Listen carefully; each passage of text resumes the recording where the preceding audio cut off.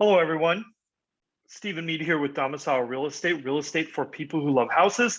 This is another installment of window shopping where we kind of take a look at some cool architectural homes that are online. I have my Clark Kent glasses on today for a very special listing. This is actually our own listing. So this is one where we are representing the sellers. This is a home that we actually sold to the current sellers about 3 years ago or so. This one in particular is very special for me for two reasons. Number one, this is a historic home. So this was built before World War II in the 1920s, 1926 to be exact. I know we haven't featured a lot of historic homes on here. Most of our homes are mid-century modern or kind of more modernist architecture, which is probably my personal preferred style. But I really like interesting homes in general, so we're excited about that. And the second thing is, this home has kind of a lot of sentimental value to me personally. And the reason it has a lot of sentimental value to me personally is I had a lot of things going on. My father wasn't in great health and was in hospice when I actually negotiated this purchase about 3 years ago. So I very much remember where I was and what I was doing when I sold this home last time. But now it's on the market. It has some really cool improvements that the current owners have done. And I want to take you through and show you why this is such a special home and why I am wearing Clark Kent glasses. So here we are. This property is at 832 Lois Lane in Fullerton, California. This is actually in the Golden Hills neighborhood. It's located really just north of downtown Fullerton, up in the hills. It's a beautiful, beautiful location. 3 bedrooms, 2 baths, 2,159 square feet, built in 1926. And the lot is about 8,100 square feet. And you can see here, it is majestically set above the street. I love the approach to this house. It really has kind of some unparalleled curb appeal, the kind of thing you can't just buy. So, this home is larger than you might expect for a historic home. It's 2,159 square feet, and it's the result of an addition that was put up a second story, but they did it in a very clever way, setting it back away from the house like this. And they really created some unique spaces on the inside. So this is the living room, which was part of the original house. And you have this beautiful hills view because, again, this is perched up on top of a hill. You also have this fireplace, which has beautiful Batchelder tile in it. Batchelder tiles were a tile company in California that made these kind of beautiful, ornate, handmade tiles, and they were frequently used for fireplaces in a lot of historic homes in the teens, 20s, and 30s. And a lot of times they would actually have a pre-made tile pattern, right, where you got it as almost a kit and a set for your fireplace. And then it would have these beautiful inlays, which I think you can barely see here, that usually showed some kind of a scene. In this one, it shows kind of like a Spanish town square with a little water fountain in the center.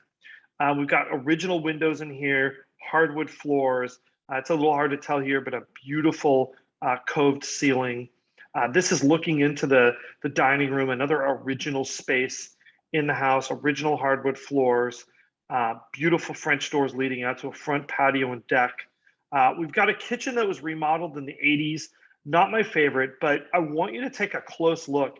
This is a gigantic kitchen for a home from 1926. So I think the potential is here for a great modern or at least contemporarily functioning kitchen if you want it. You've got a breakfast nook. I've seen a lot of people reclaim this space to something else if you didn't want to use it as a breakfast nook. But this one is especially cool because you've got these windows here that look out. And because you're at elevation, there's actually something you get to look at. I love homes that have great sight lines out the windows. This is kind of a den family room space towards the back of the house. So not only do you have a formal living room, but you actually have this kind of like more casual space. These sellers built this beautiful built-in that's been tiled in back to hold the TV. It's in kind of one of the kind of a very rich royal blue color, super awesome. There's an oak parquet floor in this section of the house, and then we have arguably my favorite thing about this house. It has a 4-reel, no kidding, library complete with, it even has a ladder that the sellers built. And this is a 2-story space. And they have it set up, you can see there's bookshelves on both sides here.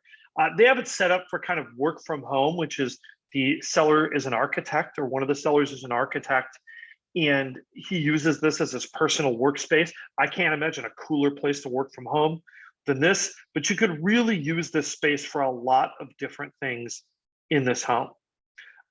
We've got a primary bedroom upstairs that is oversized, plenty of room in it. And then you have this, I mean, I call this a catio or a cat patio. It's this kind of sunroom that's off the primary bedroom.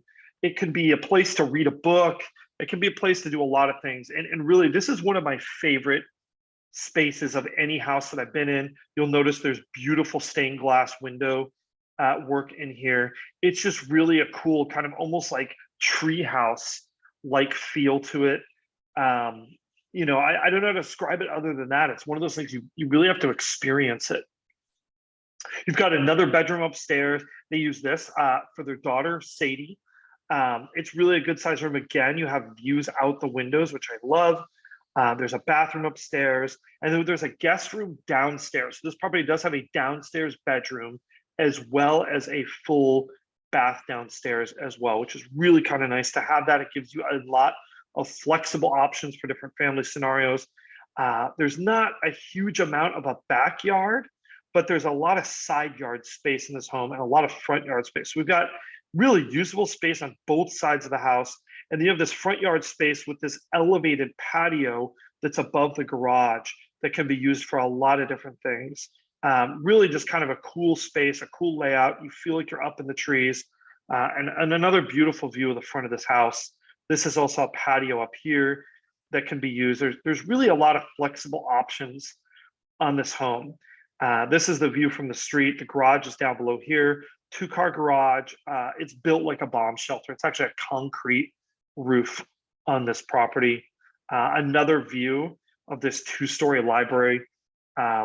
You know, I love it. It's one of those just very inspiring spaces. And then there's a stair landing when you head up, and you also get another great view of those upper shelves in the library and these cool ceiling beam details. This is a special one of my favorite homes for a lot of reasons.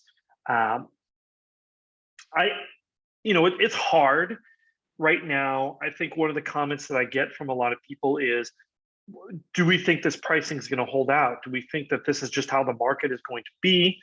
And I think the underlying tone of that is I think there's a lot of dread from people feeling like, I'm going to spend $1.1 million, which is the list price of this home. I don't want to spend $1.1 million for something that I don't really like, or, you know, that I don't love and might not even like very much.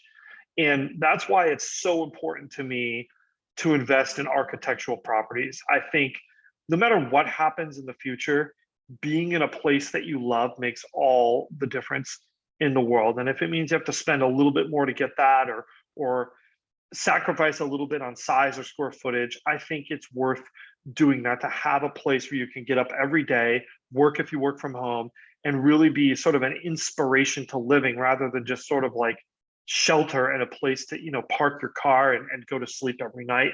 You know, that's the reason why we do this. That's the reason why these houses are so important. Anyhow, thank you so much for watching. We love you. We love the comments. We love the likes.